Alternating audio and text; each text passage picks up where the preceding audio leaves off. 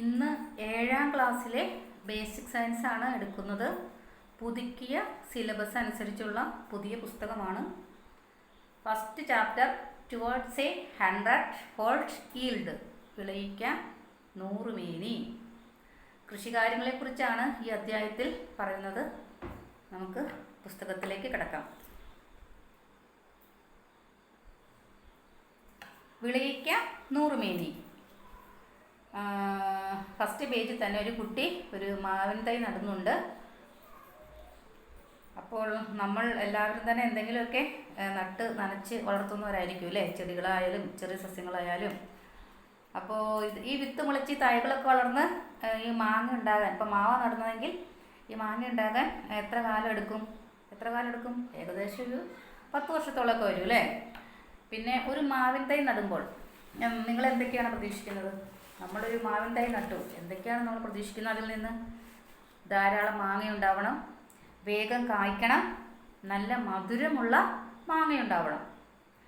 ഈ പഴങ്ങളും പച്ചക്കറികളും ധാന്യങ്ങളും ഇവ എല്ലാം കൃഷി ചെയ്യുമ്പോൾ നമ്മുടെ ലക്ഷ്യം ഇവ തന്നെയാണ് അല്ലേ. വേഗം കായ്ക്കണം, പിന്നെ നല്ല വിളവുണ്ടാകണം. ഇതൊക്കെയാണ് നമ്മുടെ ലക്ഷ്യങ്ങൾ. അപ്പോൾ വേഗം ഫലം ഉണ്ടാവണം, നല്ല വിളവ് ലഭിക്കണം, ഫലത്തിന് നല്ല ഗുണനിലവാരം ഉണ്ടായിരിക്കണം.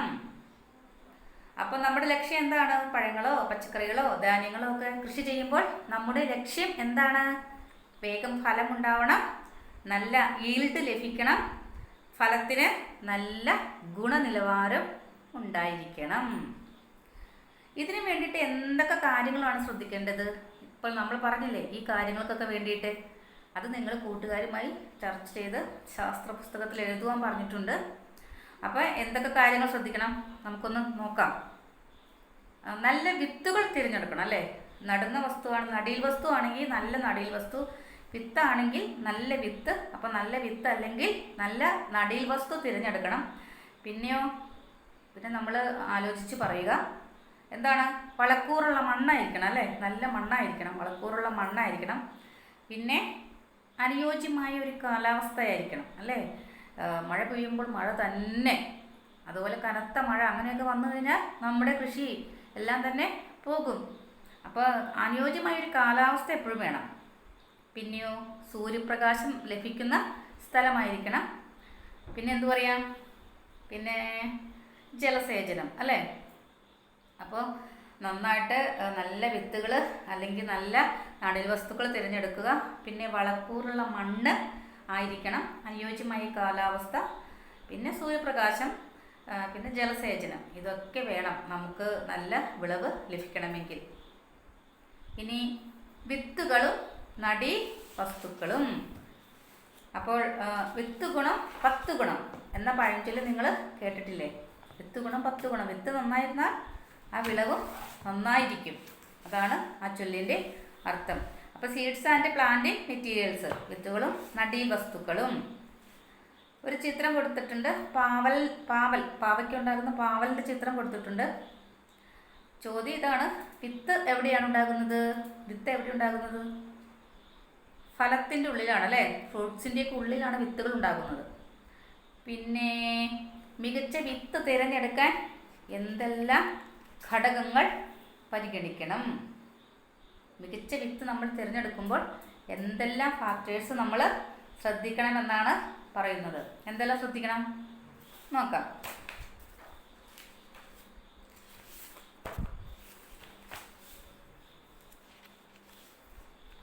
രണ്ട് ചെടികളുടെ ചിത്രം കൊടുത്തിട്ടുണ്ട്. ചിത്രം 1, ചിത്രം 2. ഒരു ചെടിയിൽ തന്നെ ധാരാളം ഫലങ്ങൾ ഉണ്ടാവും അല്ലേ. നിങ്ങൾക്കറിയാം, ഒരു ചെടിയിൽ തന്നെ ഇപ്പോൾ തക്കാളി, വഴുതനങ്ങ അങ്ങനെയൊക്കെയുള്ള ചെടികളാണെങ്കിൽ നമുക്ക് ഒരു ചെടിയിൽ തന്നെ ധാരാളം ഫലങ്ങളുണ്ടാകും. അപ്പോൾ ഏത് കാലത്തുണ്ടാകുന്ന ഫലമാണ് വിത്തിനായി തിരഞ്ഞെടുക്കേണ്ടത്? അതറിയാമോ? ഏത് കാലത്തുണ്ടാകുന്ന ഫലമാണ് വിത്തിനായി തിരഞ്ഞെടുക്കേണ്ടത്? ആദ്യമുണ്ടാകുന്ന ഫലമാണോ അവസാനം ഉണ്ടാകുന്ന ഫലമാണോ? അല്ല, ഒരു ചെടിയുടെ മധ്യകാലത്തുണ്ടാകുന്ന ഫലമാണ് നമ്മൾ വിത്തിനായി തിരഞ്ഞെടുക്കേണ്ടത്. ഒരു ചെടിയുടെ മധ്യകാലത്തുണ്ടാകുന്ന ഫലമാണ് നമ്മൾ വിത്തിനായി തിരഞ്ഞെടുക്കേണ്ടത്. പിന്നെയോ മൂപ്പെത്തിയ ഫലത്തിൽ നിന്നായിരിക്കണം വിത്തെടുക്കേണ്ടത്. നല്ലവണ്ണം മൂപ്പെത്തിയ ഫലത്തിൽ നിന്നായിരിക്കണം. പിന്നെ വെണ്ട, പയർ തുടങ്ങിയവയിൽ ഒരു ഫലത്തിൽ തന്നെ ധാരാളം വിത്തുകൾ ഉണ്ടാകും. അവയെല്ലാം തൈകൾ ഉൽപ്പാദിപ്പിക്കാൻ ഉപയോഗിക്കാമോ? അപ്പോൾ അവയിൽ നിന്ന് നമ്മൾ എങ്ങനെയാണ് ഏറ്റവും നല്ല വിത്ത് തിരഞ്ഞെടുക്കുന്നത്? എങ്ങനെയാണ്? അതിൻ്റെ shape, size, weight, seed coat ഇതൊക്കെ നോക്കിയാണ്. അതായത് ആകൃതി, വലിപ്പം, ഭാരം, പുറന്തോട്. ആകൃതി, വലിപ്പം, ഭാരം, പുറന്തോട് ഇതെല്ലാം നോക്കിയാണ് നമ്മൾ വെണ്ട, പയർ അങ്ങനെ ഒരുപാട് വിത്തുകൾ ഉണ്ടാകുന്ന ഫ്രൂട്ട്സിൽ നിന്ന്, കായ് ഫലത്തിൽ നിന്ന് നമ്മൾ വിത്തുകൾ തിരഞ്ഞെടുക്കേണ്ടത്. വിത്ത് തിരഞ്ഞെടുക്കുമ്പോൾ ശ്രദ്ധിക്കേണ്ട കാര്യങ്ങൾ താഴെ ഒരു ബോക്സിൽ കൊടുത്തിട്ടുണ്ട്. അതിൽ അനുയോജ്യമായ കോളങ്ങളിൽ ടിക്ക് ചെയ്യണം. അപ്പോൾ വിത്തെടുക്കുന്ന ചെടി താഴെ കൊടുത്തിരിക്കുന്നത്. വിത്തെടുക്കുന്ന ചെടി എങ്ങനെയുള്ള ചെടിയിൽ നിന്നായിരിക്കണം വിത്തെടുക്കേണ്ടത്? കായ് ഫലം കുറവുള്ളത്, അതായത് ലോ ഈൽഡിങ്. പിന്നെ കായ് ഫലം കൂടുതലുള്ളത്, ഒരുപാട് ഫലമുള്ളത്. പിന്നെ ആരോഗ്യമുള്ള ചെടി. പിന്നെ രോഗബാധയുള്ളത്, വളർച്ച മുരടിച്ചത്. ഏതായിരിക്കണം? കായ്ഫലം കുറവുള്ളത് ആണോ? അല്ല, അത് തെറ്റാണ്. കായ്ഫലം കൂടുതലുള്ളത്, അത് ശരിയാണ്. നിറച്ച് കായ്ഫലമുള്ള ചെടിയിൽ നിന്നായിരിക്കണം ഹൈ ഈൽഡിങ്, നിറച്ച് വിളവുള്ള ചെടിയിൽ നിന്നായിരിക്കണം നമ്മൾ വിത്ത് തിരഞ്ഞെടുക്കേണ്ടത്. പിന്നെയോ ആരോഗ്യമുള്ള ചെടി, ഹെൽത്തി പ്ലാന്റിൽ നിന്നും നമുക്ക് നല്ല വിത്തുകൾ തിരഞ്ഞെടുക്കാം. പിന്നെയോ രോഗബാധയുള്ളത് പറ്റുമോ? ഇല്ല. പിന്നെയോ വളർച്ച മുരടിച്ചതോ? ഇല്ല, അതൊന്നും പറ്റില്ല. അപ്പോൾ ഈ ബോക്സിൽ ഏതാണ് വിത്തെടുക്കുന്ന ചെടി എങ്ങനെയുള്ളതായിരിക്കണം? കായ്ഫലം കൂടുതലുള്ളത് അഥവാ ഹൈ ഈൽഡിങ്, പിന്നെ ഹെൽത്തി പ്ലാന്റ്, ആരോഗ്യമുള്ള ചെടി. അത് രണ്ടും ടിക്ക് ചെയ്യുക. പിന്നെ വിത്തിനായി തിരഞ്ഞെടുക്കുന്ന ഫലം, ആ ഫലം ഉള്ളതായിരിക്കണം. അതായത് ഇപ്പം നമ്മൾ ചെടി എങ്ങനെയുള്ളതാണെന്നാണ് പറഞ്ഞത്. ഇനി വിത്തിനായി തിരഞ്ഞെടുക്കുന്ന ഫലം, ആ ഫ്രൂട്ട് എങ്ങനെയുള്ളതായിരിക്കണം? നമ്മൾ സീഡിന് വേണ്ടി തിരഞ്ഞെടുക്കുന്ന ഫ്രൂട്ട് എങ്ങനെയുള്ളതായിരിക്കണം? നമ്മളിപ്പോൾ പറഞ്ഞതാണ് അല്പം മുമ്പ്. ആദ്യമുണ്ടായ ഫലം, അവസാന കാലത്ത് ഉണ്ടായ ഫലം, മധ്യകാലത്തുണ്ടായ ഫലം, മൂപ്പെത്തിയത്, മൂപ്പെത്താത്തത്. അപ്പം ഏതൊക്കെയായിരിക്കണം? ആദ്യമുണ്ടായ ഫലം ആണോ? അല്ല. പിന്നെയോ അവസാന കാലത്തുണ്ടായ ഫലം ആണോ? അല്ല. പിന്നെയോ മധ്യകാലത്തുണ്ടായ ഫലം, അത് ടിക്ക് ചെയ്യുക. പിന്നെ മൂപ്പെത്തിയത് അത് ടിക്ക് ചെയ്യുക. മൂപ്പെത്താത്തത് വേണ്ട. അടുത്തത് തിരഞ്ഞെടുക്കുന്ന വിത്ത്, സീഡ്സ് സെലക്ട് ചെയ്യുന്നത് എങ്ങനെയാണ്? സീഡ് എങ്ങനെയാണ് നമ്മൾ സെലക്ട് ചെയ്യേണ്ടത്?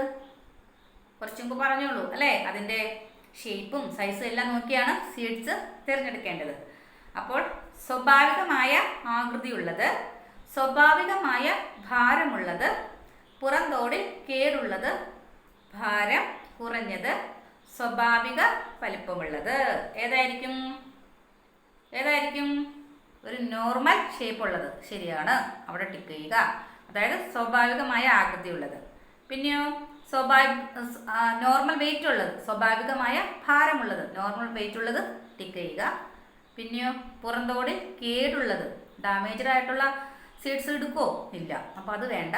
പിന്നെയോ ഭാരം കുറഞ്ഞത്, ലൈറ്റ് വെയിറ്റ് വേണോ? വേണ്ട, അത് തെറ്റാണ്. പിന്നെയോ സ്വാഭാവികമായ നോർമൽ സൈസ്, വലിപ്പമുള്ളത്, നോർമൽ സൈസ്, സ്വാഭാവികമായ വലിപ്പമുള്ളത്. അപ്പോൾ ഏതൊക്കെയാണ്? ആദ്യത്തെ ടിക്ക് ചെയ്യുക, സ്വാഭാവികമായ ആകൃതി ഉള്ളത്, നോർമൽ ഷേപ്പ് ഉള്ളത്. പിന്നെയും രണ്ടാമത്തെ നോർമൽ വെയിറ്റ് ഉള്ളത്. പിന്നെയും അഞ്ചാമത്തെ സ്വാഭാവികമായ വലിപ്പമുള്ളത്, നോർമൽ സൈസ്, അതും ടിക്ക് ചെയ്യുക. പിന്നെ താഴെ ബോക്സിൽ നല്ല വിളവ് ലഭിക്കാൻ ഗുണമേന്മയുള്ള വിത്ത് തിരഞ്ഞെടുക്കണം. വിത്തിൻ്റെ ഗുണമേന്മ ഉറപ്പുവരുത്താൻ വിത്ത് എടുക്കുന്ന ഫലം, ചെടി എന്നിവയും ഗുണമേന്മയുള്ളതായിരിക്കണം. അപ്പം നല്ല ഈൽഡ് ലഭിക്കാൻ, വിളവ് ലഭിക്കാൻ നല്ല ക്വാളിറ്റിയുള്ള സീഡ് തന്നെ തിരഞ്ഞെടുക്കണം അല്ലേ? പിന്നെയോ ഈ വിത്തിൻ്റെ ഗുണമേന്മ, ഈ ക്വാളിറ്റി, സീഡിൻ്റെ ക്വാളിറ്റി ഉറപ്പുവരുത്താൻ വിത്തെടുക്കുന്ന ഫലവും ചെടിയും ഇതെല്ലാം ക്വാളിറ്റി ഉള്ളത് ആയിരിക്കണം. അത് ശ്രദ്ധിക്കുക.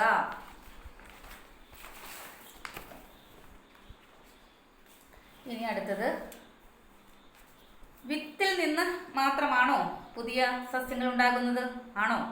അല്ല അല്ലേ? വിത്തിൽ നിന്ന് മാത്രമല്ല പുതിയ സസ്യങ്ങൾ ഉണ്ടാകുന്നത്. അപ്പോൾ കുറച്ച് ചിത്രങ്ങൾ തന്നിട്ടുണ്ട്, അത് നിരീക്ഷിക്കുക. തന്നിരിക്കുന്ന ചിത്രങ്ങൾ നിരീക്ഷിക്കുക, അത് ഒബ്സർവ് ചെയ്തിട്ട് ഇവയുടെ ഏത് ഭാഗത്ത് നിന്നാണ് സാധാരണ പുതിയ തൈ ഉണ്ടാകുന്നത്?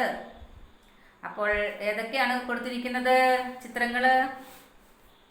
കറി ലീഫ് പ്ലാന്റ് കറിവേപ്പില, ജിഞ്ചർ പ്ലാന്റ് ഇഞ്ചി, പിന്നെയോ ബ്രയോഫില്ലം ഇലമുളച്ചി, പിന്നെയോ പെപ്പർ പ്ലാന്റ് കുരുമുളക്. അങ്ങനെ 4 ചിത്രങ്ങൾ കൊടുത്തിട്ടുണ്ട്. കറിവേപ്പ്, ഇഞ്ചി, ഇലമുളച്ചി, കുരുമുളക്. കറിവേപ്പ് എന്തിൽ നിന്നാണ്? അതിൻ്റെ ഏത് ഭാഗത്ത് നിന്നാണ് പുതിയ സസ്യം ഉണ്ടാകുന്നത്? ഏത് ഭാഗത്ത് നിന്നാണ്? അത് വേരിൽ നിന്നാണ്. അപ്പോൾ എഴുതി വയ്ക്കുക, കറിവേപ്പ് എവിടെ നിന്നാണ് ഉണ്ടാകുന്നത്? കറിവേപ്പിൻ്റെ ഏത് ഭാഗത്ത് നിന്നാണ് പുതിയ സസ്യം ഉണ്ടാകുന്നത്? വേരിൽ നിന്ന്, അഥവാ റൂട്ടിൽ നിന്ന്. പിന്നെ ഇഞ്ചിയോ? ഇഞ്ചി എങ്ങനെയാണ് പുതിയതായിട്ട് മുളച്ചു വരുന്നത്? അത് ഭൂകാണ്ഡം എന്ന് വെച്ചാൽ എന്താണ്? അണ്ടർഗ്രൗണ്ട് സ്റ്റെം അല്ലേ? ഭൂകാണ്ഡം അഥവാ അണ്ടർഗ്രൗണ്ട് സ്റ്റെം. പിന്നെയോ ഇലമുളച്ചി സ്വാഭാവികമായിട്ട് അറിയാം അല്ലേ? എന്താണ്? ഇലയിൽ നിന്നാണ് അത് മുളച്ചു വരുന്നത്. പിന്നെയോ കുരുമുളക്, പെപ്പർ എവിടെ നിന്നാണ്? സ്റ്റെമ്മിൽ നിന്ന്, തണ്ട് മുറിച്ചെടുത്ത് നടും. അപ്പോൾ കറിവേപ്പ് റൂട്ട് അഥവാ വേരിൽ നിന്ന്, ഇഞ്ചി അണ്ടർഗ്രൗണ്ട് സ്റ്റെം അതായത് ഭൂകാണ്ഡം, അതായത് താഴെ. ഇഞ്ചി എന്ന് പറയുന്നത് മണ്ണിൻ്റെ അടിയിലാണല്ലോ. പിന്നെ ഇലമുളച്ചി ഇലയിൽ നിന്ന്, പിന്നെ കുരുമുളക് തണ്ടിൽ നിന്ന്. ഇതൊക്കെ എഴുതി വെച്ചോളൂ. അപ്പോൾ നമ്മൾ അങ്ങനെ വിത്തിൽ നിന്നും വേര്, തണ്ട്, ഇതിൽ നിന്നെല്ലാം ഈ ഭാഗങ്ങളിൽ നിന്നൊക്കെ പുതിയ സസ്യം ഉണ്ടാകുമെന്ന് ഇപ്പോൾ പഠിച്ചു അല്ലേ? ഇനി വിത്ത് മുളപ്പിച്ചു മാത്രമല്ല ഈ ഭാഗങ്ങൾ ഉപയോഗിച്ചും തൈച്ചെടികൾ ഉണ്ടാക്കാറുണ്ട്. അപ്പോൾ അതിനാൽ ഇവയും നടീൽ വസ്തുക്കളാണ്. അപ്പോൾ വിത്ത് മാത്രമല്ല, വേരും അണ്ടർഗ്രൗണ്ട് സ്റ്റെമ്മും ഇലയും തണ്ടും എല്ലാം എന്താണ്? നടീൽ വസ്തുക്കളാണ്. അത് നട്ടു കഴിഞ്ഞാൽ അടുത്ത സസ്യം ഉണ്ടാകും, അടുത്ത തലമുറ ഉണ്ടാകും. ഇനി vegetative propagation and sexual reproduction. ഇത് കഴിഞ്ഞ കൊല്ലം 6ാം ക്ലാസ്സിൽ പഠിച്ചതാണ്. കായിക പ്രജനനവും ലൈംഗിക പ്രത്യുൽപാദനവും, അതായത് vegetative propagation and sexual reproduction. ഒരു സസ്യത്തിൻ്റെ കായിക ഭാഗങ്ങളായ വേര്, തണ്ട്, ഇല, ഭൂകാണ്ഡം എന്നിവയിൽ നിന്ന് പുതിയ തൈകൾ ഉണ്ടാക്കുന്ന പ്രക്രിയയാണ് വെജിറ്റേറ്റീവ് പ്രൊപ്പഗേഷൻ അഥവാ കായിക പ്രജനനം. അപ്പം എന്താണ് കായിക പ്രജനനം അഥവാ വെജിറ്റേറ്റീവ് പ്രൊപ്പഗേഷൻ എന്ന് പറഞ്ഞാൽ? ഒരു സസ്യത്തിൻ്റെ കായിക ഭാഗങ്ങളായ വേര്, തണ്ട്, ഇല, ഭൂകാണ്ഡം എന്നിവയിൽ നിന്ന് പുതിയ തൈകൾ ഉണ്ടാകുന്ന പ്രക്രിയയാണ് കായിക പ്രജനനം അഥവാ വെജിറ്റേറ്റീവ് പ്രൊപ്പഗേഷൻ. ഇനി അടുത്തത് എന്താണ്? സെക്ഷൽ റീപ്രൊഡക്ഷൻ, ലൈംഗിക പ്രത്യുൽപാദനം എന്ന് വെച്ചാൽ എന്താണ്? വിത്തിൽ നിന്നും പുതിയ തൈച്ചെടികൾ ഉണ്ടാകുന്നു. സിമ്പിളായിട്ട് വിത്തിൽ നിന്നും പുതിയ തൈച്ചെടികൾ ഉണ്ടാകുന്നു. ഇതാണ് സെക്ഷൽ റീപ്രൊഡക്ഷൻ. വിത്തിൽ നിന്നും പുതിയ തൈച്ചെടികൾ ഉണ്ടാകുന്നതിനെ സെക്ഷൽ റീപ്രൊഡക്ഷൻ എന്നും, റൂട്ടിൽ നിന്നും, അണ്ടർഗ്രൗണ്ട് സ്റ്റെമ്മിൽ നിന്നും, ലീഫിൽ നിന്നും, സ്റ്റെമ്മിൽ നിന്നുമൊക്കെ പുതിയ സസ്യങ്ങൾ ഉണ്ടാകുന്നതിനെ, പുതിയ തൈകൾ ഉണ്ടാകുന്നതിനെ വെജിറ്റേറ്റീവ് പ്രൊപ്പഗേഷൻ എന്നും പറയുന്നു. പിന്നെയോ താഴെ ബോക്സിനകത്ത് ഈ vegetative propagation and sexual reproduction. അപ്പം ഇത് വഴി ഉണ്ടാകുന്ന സസ്യങ്ങൾക്ക് എക്സാമ്പിൾസ് എഴുതണം, ഉദാഹരണങ്ങൾ എഴുതണം. അത് ശാസ്ത്ര പുസ്തകത്തിൽ എഴുതുവാനാണ്. നോക്കൂ, ഏതാണ് വെജിറ്റേറ്റീവ് പ്രൊപ്പഗേഷൻ? വേര്, കാണ്ഡം, ഇല, ഭൂകാണ്ഡം അറിയാലോ. Root, stem, leaf, underground stem. അപ്പോൾ ഇതിൽ നിന്നൊക്കെ ഉണ്ടാകുന്ന തൈകൾ, പുതിയ ചെടികൾ ഏതൊക്കെയാണ്? വേര്, റൂട്ടിൽ നിന്ന് എന്തൊക്കെ ആകാം? ശീമപ്ലാവ് കൊടുത്തിട്ടുണ്ട്, ബാക്കി നമ്മൾ കണ്ടുപിടിച്ചെഴുതണം. ഏതൊക്കെയായിരിക്കും ബാക്കി? കറിവേപ്പ് പറയാം, ആര്യവേപ്പ്, പിന്നെ ഇടനയില. ഇടനയില എന്ന് നിങ്ങൾ കേട്ടിട്ടുണ്ടോ? എന്ന് വെച്ചാൽ എന്താണ് ഇടനയില? നമ്മൾ ചക്കയുടെയൊക്കെ ഉണ്ടാക്കുവാനായിട്ട് ഉപയോഗിക്കുന്ന ഒരു തരം ഇലയാണ്. അപ്പോൾ വേരിൽ നിന്നുണ്ടാകുന്നത് കറിവേപ്പില, ചീമപ്ലാവ്, പിന്നെ ആര്യവേപ്പ്, പിന്നെ ഇടനയില, ഇടനയിലയുടെ മരം. പിന്നെയോ വേറെ ഒരുപാടുണ്ട് കേട്ടോ, നിങ്ങൾ കണ്ടുപിടിച്ച് എഴുതിക്കോ. പിന്നെ കാണ്ഡം, സ്റ്റെമ്പിൽ നിന്നുണ്ടാകുന്നത് മുരിങ്ങ കൊടുത്തിട്ടുണ്ട്. വേറെ എന്തൊക്കെയായിരിക്കാം? തണ്ട് മുറിച്ച് നടുന്നത് ഒത്തിരി ഉണ്ടല്ലേ. ചെമ്പരത്തി, മുല്ല, റോസ, അങ്ങനെ ഒരുപാട് സസ്യങ്ങളുണ്ട്. സ്റ്റെം, തണ്ട് മുറിച്ച് നടുന്നത്, അതായത് കാണ്ഡം. കാണ്ഡം എന്ന് പറഞ്ഞാൽ തണ്ട് അഥവാ സ്റ്റെം. അപ്പോൾ വേരിൽ നിന്ന് ചീമപ്ലാവ്, കറിവേപ്പില, ആര്യവേപ്പ്. പിന്നെ കാണ്ഡം അഥവാ തണ്ടിൽ നിന്ന് മുരിങ്ങ, ചെമ്പരത്തി, മുല്ല, റോസ. പിന്നെ ഇലയിൽ നിന്ന് ഇലമുളച്ചി ഇലയിൽ നിന്നാണ് ഉണ്ടാക്കുന്നത്. പിന്നെ ബിഗോണിയ എന്ന് പറയുന്ന ഒരു ചെടിയും ഇലയിൽ നിന്നാണ് ഉണ്ടാകുന്നത്. പിന്നെ നിലപ്പന എന്ന് പറയുന്ന ഒരു ചെടിയും ഇലയിൽ നിന്നാണ് ഉണ്ടാകുന്നത്. അടുത്തത് ഭൂകാണ്ഡം, അണ്ടർഗ്രൗണ്ട് സ്റ്റെമ്മിൽ നിന്നുണ്ടാകുന്നതിന് ഉദാഹരണങ്ങൾ കാച്ചിൽ കൊടുത്തിട്ടുണ്ട്. ഇഞ്ചി, ചേമ്പ്, ചേന, മഞ്ഞൾ, വാഴ, ഒരുപാടുണ്ടല്ലേ. അപ്പം അണ്ടർഗ്രൗണ്ട് സ്റ്റെം അഥവാ ഭൂകാണ്ഡത്തിൽ നിന്നുണ്ടാകുന്നത് കാച്ചിൽ, ഇഞ്ചി, ചേമ്പ്, ചേന, മഞ്ഞൾ, വാഴ. ഇനി അടുത്തത് എന്താണ്? സെക്ഷൽ റീപ്രൊഡക്ഷൻ വഴി ഉണ്ടാകുന്നത്, അതായത് വിത്തിൽ നിന്നുണ്ടാകുന്നത് ഒരുപാടുണ്ടല്ലേ. മുരിങ്ങ, പയർ, മത്തങ്ങ, അതായത് മത്തൻ, വെണ്ട, തക്കാളി, നെല്ല്, ഒരുപാട് എക്സാമ്പിൾസ് ഉണ്ട്. ബാക്കിയൊക്കെ നിങ്ങൾ കണ്ടുപിടിച്ചെഴുതുക.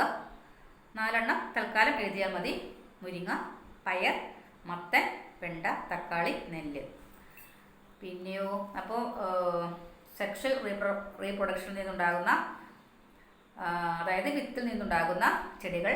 പിന്നെയോ വെജിറ്റേറ്റീവ് പ്രൊപ്പഗേഷൻ വഴി, അതായത് തണ്ടിൽ നിന്നും ഇലയിൽ നിന്നും വേരിൽ നിന്നും ഭൂകാണ്ഡം അണ്ടർഗ്രൗണ്ട് സ്റ്റെമ്മിൽ നിന്നൊക്കെ ഉണ്ടാകുന്ന ചെടികൾ. ഇതിനൊക്കെ ഉദാഹരണങ്ങളാണ് ഇപ്പോൾ നമ്മൾ പറഞ്ഞത്. അടുത്തത് മുരിങ്ങയിൽ വിത്ത് മുളച്ചും കമ്പ് മുറിച്ചു നട്ടും പുതിയ തൈച്ചെടികൾ ഉണ്ടാക്കുന്നുണ്ട്. ഇതുപോലെ, അതായത് മുരിങ്ങ എന്ന് പറയുന്നത് അതിൻ്റെ വിത്ത് മുളച്ചും പുതിയ ചെടി ഉണ്ടാകും, തണ്ട് മുറിച്ച് നട്ടും പുതിയ ചെടി ഉണ്ടാകും. അപ്പോൾ ഇതെന്താണ്? ഇത് വെജിറ്റേറ്റീവ് പ്രൊപ്പഗേഷനും വരുന്നുണ്ട്, സെക്ഷൽ റീപ്രൊഡക്ഷനും വരുന്നുണ്ട് അല്ലേ. അപ്പോൾ അങ്ങനെയുള്ള സസ്യങ്ങൾക്ക് കുറച്ച് ഉദാഹരണങ്ങൾ കണ്ടെത്തണം. ഒരു ഉദാഹരണമായിട്ട് ശീമക്കൊന്ന കൊടുത്തിട്ടുണ്ട്. എന്തൊക്കെയാണ്? അതായത് വെജിറ്റേറ്റീവ് പ്രൊപ്പഗേഷൻ വഴിയും സെക്ഷൽ റീപ്രൊഡക്ഷൻ വഴിയും ഉണ്ടാകുന്ന ചെടികൾക്ക് ഉദാഹരണം ശീമക്കൊന്ന, പിന്നെ മുരിങ്ങ, പിന്നെ സ്ട്രോബെറി, ഗാർലിക്, അങ്ങനെ കുറച്ച് എക്സാമ്പിൾസ് എഴുതുക. ശീമക്കൊന്ന, മുരിങ്ങ, സ്ട്രോബെറി, ഗാർലിക്, പിന്നെ ആപ്പിൾ ട്രീ, ബാംബു, പൊട്ടാറ്റോ, ഇതൊക്കെ എഴുതാം. ഇതെല്ലാം ഇത് രണ്ടും, അതായത് സെക്ഷൽ റീപ്രൊഡക്ഷൻ വഴിയും വെജിറ്റേറ്റീവ് പ്രൊപ്പഗേഷൻ വഴിയും ഉണ്ടാകുന്ന ചെടികൾക്ക് എക്സാമ്പിൾസാണ്. ഇനി ഇതുപോലെ തന്നെ വിത്ത് തിരഞ്ഞെടുക്കുമ്പോൾ നല്ല ഗുണമേന്മയുള്ള ക്വാളിറ്റി ഉള്ള വിത്ത് തിരഞ്ഞെടുക്കണമെന്ന് പറഞ്ഞു. അതുപോലെ തന്നെ ഈ നടീൽ വസ്തുക്കളും നല്ല ഗുണമേന്മയുള്ള സസ്യങ്ങളിൽ നിന്നാണ് തിരഞ്ഞെടുക്കേണ്ടത് അല്ലേ. നല്ല വിത്ത് തിരഞ്ഞെടുക്കുമ്പോൾ തന്നെ ഈ നടീൽ വസ്തുക്കളും ഇതും ഇതുപോലെ തന്നെ നല്ല ചെടികളിൽ നിന്ന് തിരഞ്ഞെടുക്കണം. പിന്നെ കൊടുത്തിട്ടുള്ളത് 2 കുട്ടികളുടെ സംഭാഷണമാണ്. ഹായ്, നന്നായി പഴുത്ത വലിയ പേരയ്ക്ക നടാനായി അതിൻ്റെ ഒരു കമ്പ് എനിക്ക് തരാമോ എന്നൊരു കുട്ടി ചോദിക്കുന്നു. അപ്പോൾ അടുത്ത കുട്ടി, കമ്പും പേരയ്ക്കയും തരാം, പക്ഷേ പേരയുടെ കമ്പ് മുളയ്ക്കുമോ? വിത്ത് മുളച്ച് മരമായി കായുണ്ടാവാൻ കുറേ വർഷമെടുക്കില്ലേ? അപ്പോൾ ഈ പേരയുടെ തണ്ട് തരാമോ എന്നൊരു കുട്ടി ചോദിക്കുകയാണ് നടാൻ വേണ്ടിയിട്ട്. അപ്പോൾ ഈ കുട്ടി പറഞ്ഞ്, തണ്ടിൽ നിന്നല്ലല്ലോ ഇതുണ്ടാകുന്നത്, പിന്നെയോ ഇത് വിത്ത് മുളച്ച് മരമാവാൻ കുറേ വർഷങ്ങൾ എടുക്കില്ലേ? അപ്പോൾ ഇതിനെന്താണ് ഒരു പരിഹാരം? പെട്ടെന്ന് ഫലമുണ്ടാവാനായിട്ട് ഒരു ചെടി നട്ടു, അല്ലെങ്കിൽ ഒരു മാവ് നട്ടു, ഒരു പ്ലാവ് നട്ടു, ഒരു പേര നട്ടു. നമ്മുടെ ആഗ്രഹം 1-2 വർഷത്തിനുള്ളിൽ അത് കായ്ക്കണമെന്നാണല്ലേ. അപ്പോൾ എന്താണ് അതിനൊരു പരിഹാരം? എന്താണ്? അപ്പം അത് ഉണ്ടാക്കാനുള്ള വഴികളാണ് അടുത്ത പാരഗ്രാഫിൽ അതായത് ഫ്രൂട്ട്സും വിത്തുകളും സീഡ്സും ഒക്കെ ഉണ്ടാകുന്നത് പോളിനേഷൻ വഴിയാണെന്ന് കഴിഞ്ഞ കൊല്ലം പഠിച്ചതാണ് അല്ലേ. പരാഗണം വഴി, പോളിനേഷൻ വഴിയാണ് ഇവയെല്ലാം ഉണ്ടാകുന്നത്. അപ്പോൾ ഇങ്ങനെ ഉണ്ടാകുന്ന സസ്യങ്ങൾക്ക് മാതൃസസ്യത്തിൻ്റെ ഗുണങ്ങൾ മാത്രമാണോ ലഭിക്കുന്നത്? ഒരു ചെടിയുടെ കമ്പ് മുളപ്പിച്ച് പുതിയ ചെടി ഉണ്ടാക്കുകയാണെങ്കിലോ അതിന് മാതൃസസ്യത്തിൻ്റെ അതേ ഗുണങ്ങൾ തന്നെയല്ലേ ഉണ്ടാവുക, അല്ലേ? അതെ, അത് തന്നെയാണ് ഉണ്ടാവുക. ചെമ്പരത്തി, മരച്ചീനി, മധുരക്കിഴങ്ങ് തുടങ്ങിയവയുടെ കാണ്ഡം എളുപ്പത്തിൽ മുളയ്ക്കുമല്ലോ. എന്നാൽ പേരയുടെ കമ്പ് നട്ടാൽ മുളയ്ക്കാൻ പ്രയാസമാണ്. കമ്പിൽ വേര് മുളപ്പിക്കാൻ കഴിഞ്ഞാലോ? ഈ പേരയുടെ കമ്പില്, ഈ തണ്ടില് വേര് മുളപ്പിക്കാൻ കഴിഞ്ഞാലോ?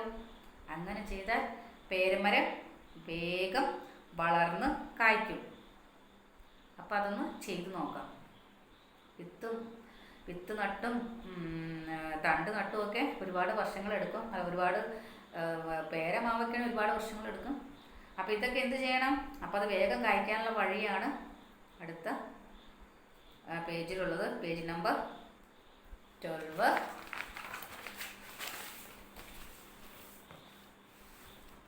അപ്പോൾ അതിൻ്റെ ഒരു പതിവയ്ക്കൽ, ലയറിങ്. അപ്പോൾ നമ്മൾ എന്താണ് ഇതിനൊക്കെയുള്ള പരിഹാരം? പെട്ടെന്ന് ഈ ചെടികളും സസ്യങ്ങളൊക്കെ കായ്ക്കാനുമുള്ള പരിഹാരം എന്താണെന്നാണ് നോക്കുന്നത്. പതിവയ്ക്കൽ എന്ന് മലയാളത്തിൽ പറയും, ലെയറിങ് എന്ന് ഇംഗ്ലീഷിൽ പറയും. പതിവയ്ക്കൽ അഥവാ ലെയറിങ്. പേര, സപ്പോട്ട, ചാമ്പ, ബദാം, അത്തി തുടങ്ങിയ സസ്യങ്ങളിൽ മാതൃസസ്യത്തിൻ്റെ കമ്പുകളിൽ വേര് മുളപ്പിച്ച ശേഷം ആ ഭാഗം മുറിച്ച് നട്ട് പുതിയ തൈകൾ ഉണ്ടാക്കാം. അപ്പോൾ ഇതേപോലുള്ള സസ്യങ്ങളുടെ, അതായത് ഈ പേര, സപ്പോട്ട, ചാമ്പ അങ്ങനെയുള്ള സസ്യങ്ങളിൽ ഈ മാതൃസസ്യത്തിൻ്റെ കമ്പുകളിൽ വേര് മുളപ്പിച്ച ശേഷം, ഈ സസ്യങ്ങളുടെ കമ്പുകളിൽ വേര് മുളപ്പിച്ച ശേഷം ആ ഭാഗം മുറിച്ച് നട്ട് പുതിയ തൈകൾ ഉണ്ടാക്കാം. അപ്പോൾ സ്റ്റേജ് 1 കൊടുത്തിട്ടുണ്ട്, സ്റ്റേജ് 2, സ്റ്റേജ് 3, അങ്ങനെ 3 ഘട്ടമുണ്ട് ഇതിന്. ഈ ലെയറിങ്ങിന്, ഈ പതിവയ്ക്കൽ എന്നുള്ളൊരു സമ്പ്രദായത്തിന് 3 ഘട്ടമുണ്ട്. അതെന്താണ്? ആദ്യത്തെ ഘട്ടം സ്റ്റേജ് 1, മാതൃസസ്യത്തിൽ നിന്ന് പെൻസിൽ വണ്ണമുള്ള ഒരു കമ്പ് തിരഞ്ഞെടുക്കുക. അതായത് നമ്മൾ ഏത് സസ്യമാണോ ഈ ലെയറിങ്ങിന് തിരഞ്ഞെടുക്കുന്നത്, ഈ പതിവയ്ക്കാൻ തിരഞ്ഞെടുക്കുന്നത്, അപ്പം ആ സസ്യത്തിൽ നിന്ന് പെൻസിൽ വണ്ണം എന്ന് വെച്ചാൽ ഒരു പേനയാണ് അല്ലേ, ഏകദേശം ഇതേ വണ്ണമുള്ള ഒരു കമ്പ് തിരഞ്ഞെടുക്കുക. പ്രധാന തടിയിൽ നിന്നുള്ളതാണ് കൂടുതൽ നല്ലത്. അതായത് അതിൻ്റെ പ്രധാന തടിയിൽ നിന്നുള്ളതാണ് ഏറ്റവും നല്ലത്. പിന്നെ ഈ കമ്പിൽ 2 പർവ്വങ്ങൾക്ക്, അതായത് 2 നോട്ട്സ് എന്ന് ഇംഗ്ലീഷിൽ പറയും, ഈ 2 പർവ്വങ്ങൾക്ക് ഇടയിലുള്ള തൊലി 2-3 സെൻറ്റിമീറ്റർ നീളത്തിൽ വളയാകൃതിയിൽ ചെത്തി മാറ്റുക. സ്റ്റേജ് 1 എങ്ങനെയാണ്? മാതൃസസ്യത്തിൽ നിന്ന് പെൻസിൽ വണ്ണമുള്ള ഒരു കമ്പ് തിരഞ്ഞെടുക്കുക. പ്രധാന തടിയിൽ നിന്നുള്ളതാണ് കൂടുതൽ നല്ലത്. ഈ കമ്പിൽ 2 പർവ്വങ്ങൾക്ക് ഇടയിലുള്ള തൊലി 2-3 സെൻറ്റിമീറ്റർ നീളത്തിൽ വളയാകൃതിയിൽ ചെത്തി മാറ്റുക. അടുത്തത് സ്റ്റേജ് 2, 2ാം ഘട്ടം. ചകിരിച്ചോറ്, മണ്ണ്, ചാണകപ്പൊടി എന്നിവ ചേർത്ത മിശ്രിതം ചെറിയ നനവോടെ ഈ ഭാഗത്ത് വച്ച ശേഷം ഒരു പോളിത്തീൻ കവർ ഉപയോഗിച്ച് പൊതിഞ്ഞു കെട്ടുക. ആവശ്യമെങ്കിൽ ഇടയ്ക്ക് നനയ്ക്കണം. അപ്പം ചകിരിച്ചോറ്, അടുത്ത ഘട്ടം സ്റ്റേജ് 2 എങ്ങനെയാണ്? ചകിരിച്ചോറ്, മണ്ണ്, ചാണകപ്പൊടി ഇവയെല്ലാം ചേർത്ത മിശ്രിതം ചെറിയ നനവോടെ ഈ ഭാഗത്ത് വെച്ച ശേഷം ഒരു പോളിത്തീൻ കവർ ഉപയോഗിച്ച് പൊതിഞ്ഞു കെട്ടുക. ആവശ്യമെങ്കിൽ ഇടയ്ക്ക് നനയ്ക്കണം. സ്റ്റേജ് 3, 2 മാസത്തിനകം പതിവെച്ച ഭാഗത്ത് ധാരാളം വേരുകൾ ഉണ്ടാകും. വേരുമുളച്ച കമ്പ് പതിവെച്ചതിനു താഴെ മുറിച്ചെടുത്ത് ചെടിച്ചട്ടിയിലോ ഗ്രോ ബാഗിലോ നടാവുന്നതാണ്. വളർന്നു തുടങ്ങിയാൽ മണ്ണിലേക്ക് മാറ്റി നടാം. ലാസ്റ്റ് ഘട്ടം എന്താണ്? 2 മാസത്തിനകം ഈ പതിവെച്ച ലെയർ ചെയ്ത ഭാഗത്ത് ധാരാളം വേരുകൾ ഉണ്ടാവും, റൂട്ട്സ് ഉണ്ടാവും. അപ്പോൾ ഈ റൂട്ട്സ് മുളച്ചു വന്ന കമ്പ് പതിവെച്ചതിന് താഴെ, അതായത് ഈ വേര് മുളച്ചു വന്ന കമ്പുണ്ടല്ലോ, ഇപ്പോൾ നമ്മൾ പറഞ്ഞില്ലേ സ്റ്റേജ് 1, സ്റ്റേജ് 2. അപ്പോൾ ആ വേര് മുളച്ചു വന്ന കമ്പ് പതിവെച്ചതിന് താഴെയായിട്ട്, നമ്മൾ ലെയർ ചെയ്തതിന് താഴെയായിട്ട് മുറിച്ചെടുത്തിട്ട് ചെടിച്ചട്ടിയിലോ ഗ്രോ ബാഗിലോ നടാം. പിന്നെ വളർന്നു തുടങ്ങിയാൽ അത് മണ്ണിലേക്ക് മാറ്റി നടാം. അപ്പോൾ ലെയറിങ് എന്ന് വെച്ചാൽ എന്താണ്? പതിവയ്ക്കൽ എന്ന് മലയാളത്തിൽ പറയും. സ്റ്റേജ് 1, സ്റ്റേജ് 2, സ്റ്റേജ് 3, 3 ഘട്ടങ്ങളുണ്ട്. അതായത് മാതൃസസ്യത്തിൻ്റെ കമ്പുകളിൽ വേര് മുളപ്പിച്ച ശേഷം ആ ഭാഗം മുറിച്ച് നട്ട് പുതിയ തൈകൾ ഉണ്ടാക്കുന്നതിനെയാണ് പതിവയ്ക്കൽ ലെയറിങ് എന്ന് പറയുന്നത്. അപ്പോൾ എന്താണ് ലെയറിങ് എന്ന് വെച്ചാൽ? മാതൃസസ്യത്തിൻ്റെ കമ്പുകളിൽ വേര് മുളപ്പിച്ച ശേഷം ആ ഭാഗം മുറിച്ച് നട്ട് പുതിയ തൈകൾ ഉണ്ടാക്കുന്ന രീതിയാണ് പതിവയ്ക്കൽ. മനസ്സിലായോ? അടുത്തത് നാഗപതിവയ്ക്കൽ. ലെയറിങ്ങിൻ്റെ മറ്റൊരു രൂപമാണ് നാഗപതിവയ്ക്കൽ അഥവാ സെർപ്പന്റൈൻ ലെയറിങ്.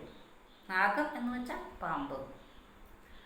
സെർപ്പന്റൈൻ ലെയറിങ്, അതാണ് സെർപ്പന്റൈൻ എന്ന് കൊടുത്തിരിക്കുന്നത്. സെർപ്പന്റൈൻ ലെയറിങ് എന്ന് വെച്ചാൽ എന്താണ്? പതിവയ്ക്കൽ. അതായത് ലെയറിങ് ഇപ്പോൾ പഠിച്ചു കഴിഞ്ഞു. ഇനി നാഗപതിവയ്ക്കൽ അഥവാ സെർപ്പന്റൈൻ ലെയറിങ്. കുരുമുളക് പോലുള്ള ചെടികളുടെ നീളമുള്ള ശാഖകൾ മണ്ണിനടിയിലേക്ക് വളച്ചു വെച്ച് പല ഭാഗങ്ങളിൽ ഇടവിട്ട് മണ്ണിട്ട് മൂടിയും പതിവയ്ക്കാം.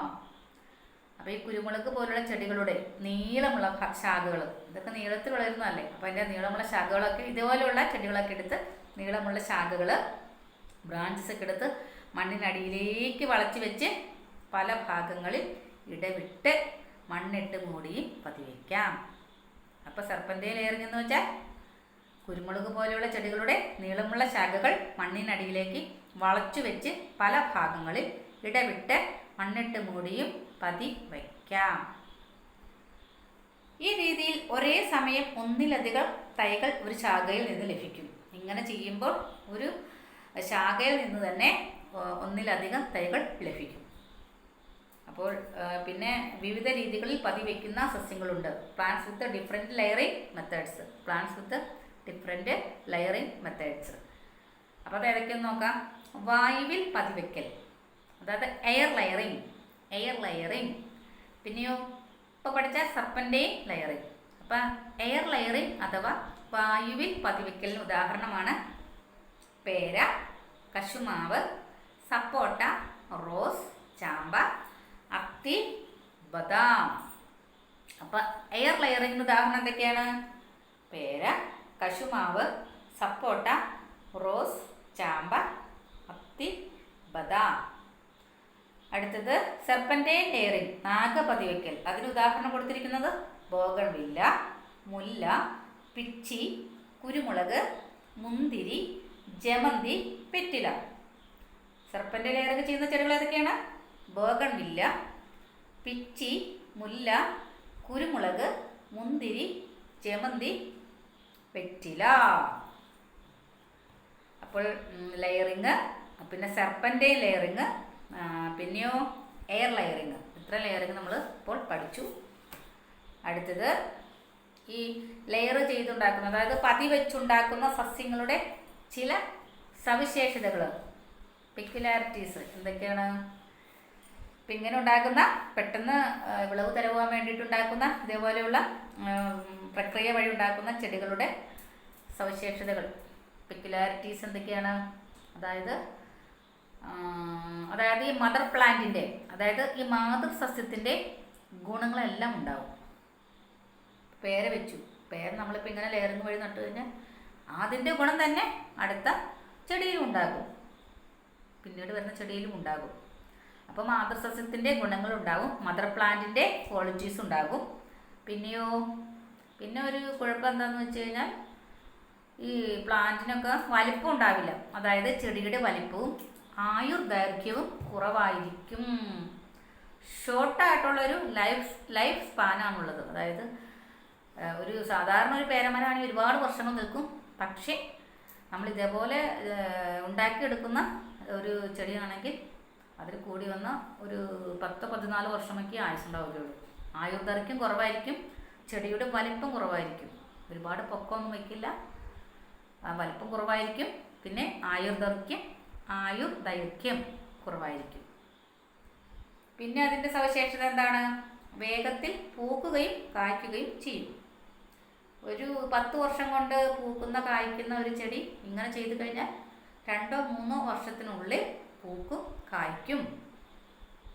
പിന്നെയോ അതിന് തായ് വേരുപടലം ഉണ്ടായിരിക്കില്ല.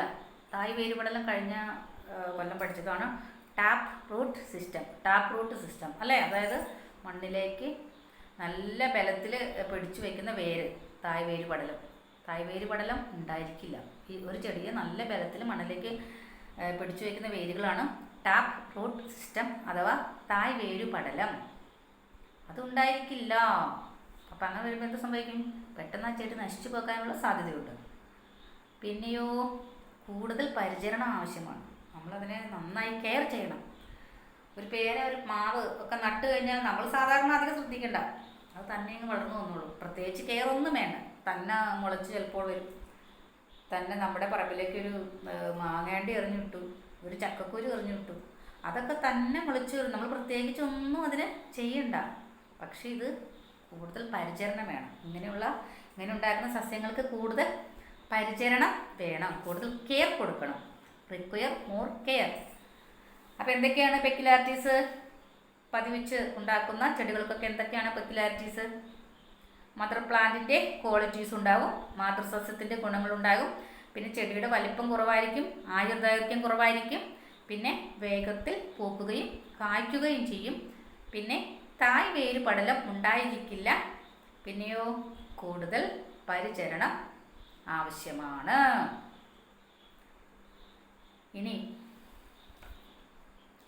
ഈ പതിവയ്ക്കലിലൂടെ ഉൽപ്പാദിപ്പിക്കുന്ന സസ്യങ്ങളുടെ ഗുണങ്ങളും ദോഷങ്ങളും ഒക്കെ എന്ത് ചെയ്യണം? ശാസ്ത്ര പുസ്തകത്തിൽ തരംതിരിച്ച് പട്ടികപ്പെടുത്തണം. അപ്പം ശാസ്ത്ര പുസ്തകത്തിൽ ഇതെല്ലാം തരംതിരിച്ച് പട്ടികപ്പെടുത്തണം. അപ്പോൾ എന്തൊക്കെയാണ് ഗുണങ്ങളും ദോഷങ്ങളും? ഇങ്ങനെ ഉണ്ടാകുന്ന സസ്യങ്ങൾക്കുണ്ടാകുന്ന ഗുണങ്ങളും ദോഷങ്ങളും എന്തൊക്കെയായിരിക്കാം? അത് നിങ്ങൾ കണ്ടുപിടിച്ച് ശാസ്ത്ര പുസ്തകത്തിൽ എഴുതണം. പറയാം, ശ്രദ്ധിക്കുക. ഗുണങ്ങൾ നോക്കാം, അഡ്വാൻറ്റേജസ് നോക്കാം. മിക്ക ചെടികളും പതിവെച്ച് വളർത്താം. ഇതേപോലെ മിക്ക ചെടികളും പതിവെച്ച് നമുക്ക് വളർത്തുവാനായിട്ട് കഴിയും. പിന്നെയോ ഗുണമേന്മയുള്ള ചെടികൾ പതിവെച്ചാൽ തൈകൾക്കും അതേ ഗുണമേന്മകൾ ഉണ്ടാകും. അപ്പോൾ ഒന്ന് മിക്ക ചെടികളും പതിവെച്ച് വളർത്താം. പിന്നെ ഗുണമേന്മയുള്ള ചെടികൾ പതിവെച്ചാൽ തൈകൾക്കും അതേ ഗുണമേന്മകൾ ഉണ്ടാകും. പിന്നെയോ വേഗത്തിൽ വിളവ് തരും. പിന്നെയോ ചുരുങ്ങിയ കാലയളവിൽ കൂടുതൽ തൈകൾ ഉൽപ്പാദിപ്പിക്കാം. ഇതൊക്കെ നിങ്ങൾ തന്നെ ശാസ്ത്ര പുസ്തകത്തിൽ കണ്ടെത്തി എഴുതുവാനാണ് ഞാൻ പറഞ്ഞു തരുന്നേ ഉള്ളൂ. ശ്രദ്ധിക്കണം.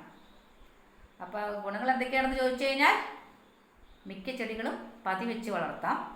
ഗുണമേന്മയുള്ള ചെടികൾ പതിവെച്ചാൽ തൈകൾക്കും അതേ ഗുണമേന്മകൾ ഉണ്ടാകും. വേഗത്തിൽ വിളവ് തരും. ചുരുങ്ങിയ കാലയളവിൽ കൂടുതൽ തൈകൾ ഉൽപ്പാദിപ്പിക്കാൻ കഴിയും. പിന്നെയോ അതിൻ്റെ ഡിസ്അഡ്വാൻറ്റേജസ്, അതിൻ്റെ ദോഷങ്ങൾ. ഇപ്പോൾ അഡ്വാൻറ്റേജസ് ആണ് നമ്മൾ പഠിച്ചത്. ഇനി ഡിസ്അഡ്വാൻറ്റേജസ് എന്തൊക്കെയായിരിക്കാം? അതിൻ്റെ ദോഷങ്ങൾ എന്തൊക്കെയായിരിക്കാം? ആയുർദൈർഘ്യവും വലിപ്പവും പുതിയ ചെടിക്ക് കുറവായിരിക്കും. പുതിയ ചെടിക്ക് അതായത് ആയുസ് അധികം ഉണ്ടാവില്ല. അത് 12-14 വർഷത്തിനുള്ളിൽ ആ ചെടി നശിച്ചു പോകും. പിന്നെ വലിപ്പം ഉണ്ടാകില്ല, ഒത്തിരി പൊക്കമൊന്നും വയ്ക്കില്ല. അപ്പോൾ അത് ആയുർദൈർഘ്യവും വലിപ്പവും പുതിയ ചെടിക്ക് കുറവായിരിക്കും. പിന്നെ രോഗപകർച്ചയ്ക്കുള്ള സാധ്യത കൂടുതലാണ്. അതായത് ആ ചെടിക്ക് പെട്ടെന്ന് രോഗം വരാനുള്ള ഒരു സാധ്യതയുണ്ട്. പെട്ടെന്ന് രോഗം വരും. പിന്നെയോ തായ് വേരുപടലം ഇല്ലെന്ന് പറഞ്ഞല്ലോ. ഈ ടാപ്പ് റൂട്ട് സിസ്റ്റം ഇല്ലാത്തത് കൊണ്ട് കാറ്റൊക്കെ വന്നു കഴിഞ്ഞാൽ മറിഞ്ഞു വീഴാൻ സാധ്യതയുണ്ട്. പിന്നെ കൂടുതൽ പരിചരണം വേണം. ഈ മദർ പ്ലാന്റൊക്കെ പോലെ അല്ല, കൂടുതൽ പരിചരണം വേണം. അപ്പോൾ അഡ്വാൻറ്റേജസും ഡിസ്അഡ്വാൻറ്റേജസും മനസ്സിലായല്ലോ. ഒന്നുകൂടെ പറയാം. ഗുണങ്ങൾ: മിക്ക ചെടികളും പതിവെച്ച് വളർത്താം. ഗുണമേന്മയുള്ള ചെടികൾ പതിവെച്ചാൽ തൈകൾക്കും അതേ ഗുണമേന്മ ഉണ്ടാകും. വേഗത്തിൽ വിളവ് തരും. ചുരുങ്ങിയ കാലയളവിൽ കൂടുതൽ തൈകൾ ഉൽപ്പാദിപ്പിക്കാം. ആയുർദൈർഘ്യവും, ഇനി അതിൻ്റെ ദോഷങ്ങൾ, ഡിസഡ്വാൻറ്റേജസ്. ആയുർദൈർഘ്യവും വലിപ്പവും പുതിയ ചെടിക്ക് കുറവായിരിക്കും. രോഗപകർച്ചയ്ക്കുള്ള സാധ്യത കൂടുതലാണ്. തായ്വേര് പടലം ഇല്ലാത്തതിനാൽ കാറ്റത്ത് മറിഞ്ഞു വീഴാനുള്ള സാധ്യത കൂടുതലാണ്. കൂടുതൽ പരിചരണം ആവശ്യമാണ്. അപ്പോൾ ഇന്നത്തെ ക്ലാസ് നമുക്ക് ഇവിടെ തീർക്കാം. നാളെ കമ്പൊട്ടിക്കൽ അഥവാ ഗ്രാഫ്റ്റിംഗ്, പുതിയ തൈകൾ ഉൽപ്പാദിപ്പിക്കുന്നതിനുള്ള അടുത്ത മാർഗമായ ഗ്രാഫ്റ്റിംഗ് നാളത്തെ ക്ലാസ്സിൽ പഠിക്കാം. ക്ലാസ് കണ്ട് നിങ്ങൾക്ക് ഇഷ്ടപ്പെട്ടാൽ സബ്സ്ക്രൈബ് ചെയ്യണം, ലൈക്ക് ചെയ്യണം, പറ്റുമെങ്കിൽ ഷെയർ ചെയ്യണം. അതുവരെ എല്ലാവർക്കും നമസ്കാരം.